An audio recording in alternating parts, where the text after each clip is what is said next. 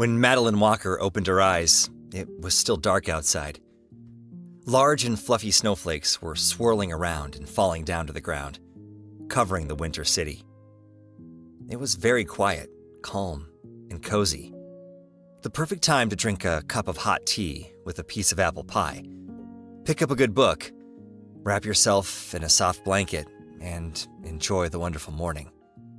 Unfortunately, it was already 6 a.m., which meant that there were only about 20 minutes left before all this peace and quiet would disappear, and all hell would break loose.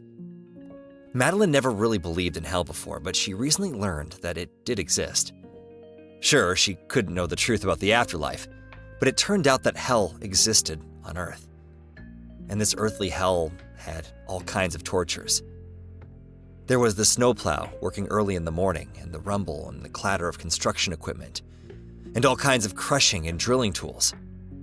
There was also the deafeningly loud music for those who might have missed the new arrivals in the music world. And last but not least, there was the pressing need to learn how to swear, because the curse words that the workers used all day long and without any shame were so sophisticated that the old Madeline had heard most of them for the first time.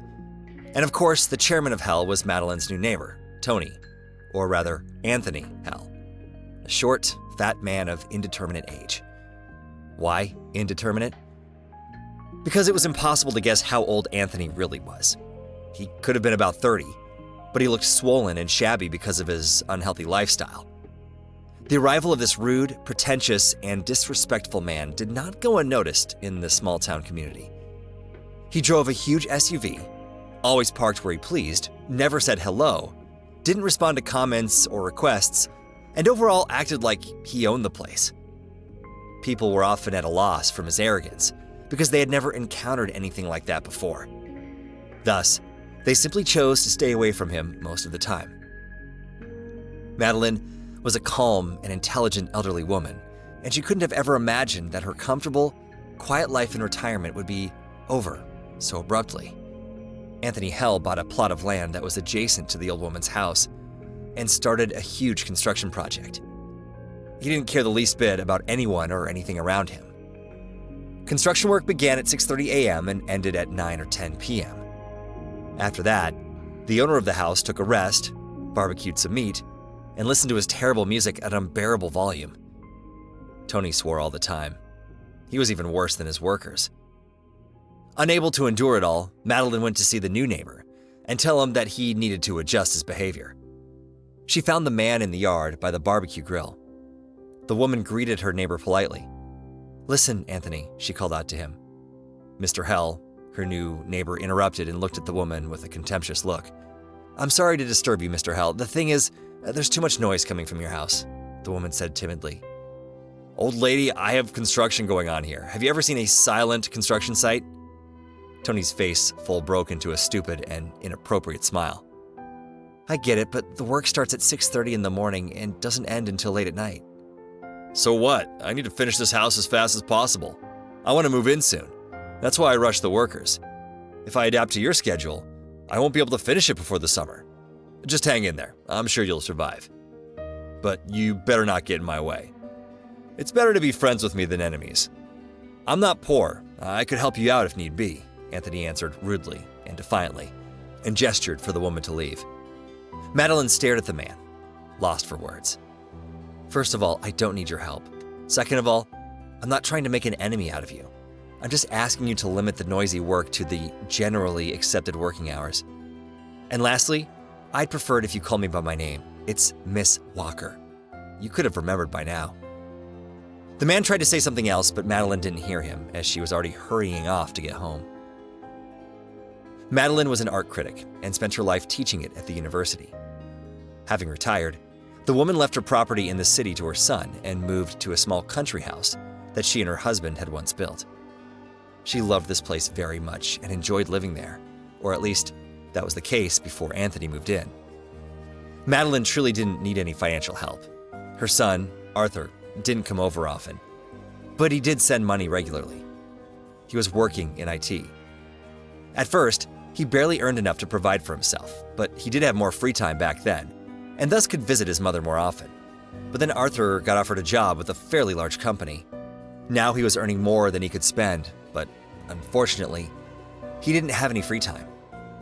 Madeline was very proud of her son and was very happy about his success. But she did worry about how the lack of proper rest and personal life would affect him. "You should at least get a dog," she said. "That way you'd have to take regular walks and get some fresh air." "Okay, Mom, I'll definitely do that. Love you. Bye. Call me." Perhaps she could have called her son to complain about the obnoxious neighbor. He would have definitely come over and solved the problem. Only Madeline never complained in her life, and she didn't even know how to do it. She went to bed to the sounds of loud music coming from her neighbor's yard. A week later, Madeline went to see her doctor and asked him to prescribe her sleeping pills. "Did something happen? You've never had such problems before," the doctor asked. "I've never had anyone ruin my sleep before, but now there's always this noise." The woman briefly shared her story with the doctor. "Have you tried talking to your neighbor about it?" "Yes, I have, and more than once. He's insufferable. It's not just about the noise, he's also very inconsiderate. He can rake the leaves in his yard and then throw them under my door. And recently he piled up the snow in front of my gate. I told him that if things like that continue to happen, I would call the police." The doctor listened silently to the woman's story, then expressed his sincere sympathy and handed over the prescription. Suddenly, without any warning, Arthur decided to come visit his mother on the eve of the new year. Madeline was very happy, but she was even happier when she heard the news that her son finally had a girlfriend.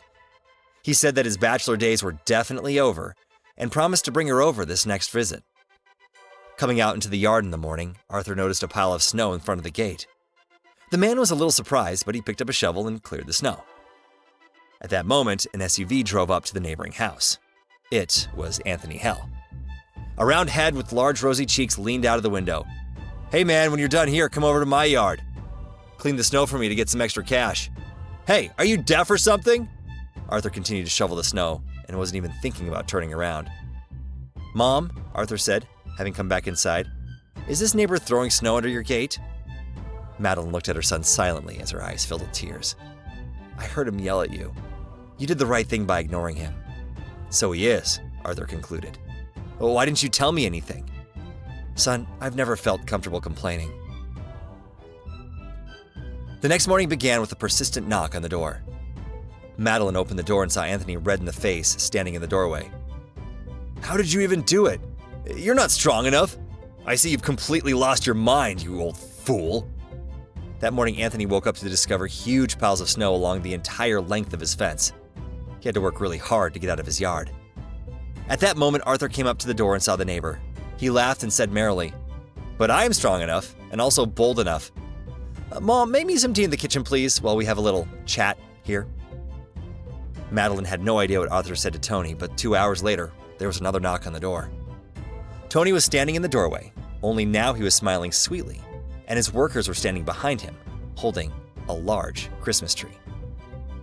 Anthony came to ask if Madeline wouldn't mind if he put the Christmas tree up outside, on the border of their yards. "Oh, and I have all kinds of Christmas ornaments. You put up the tree, and we'll come over to help decorate it, right, son?" The woman replied with a smile.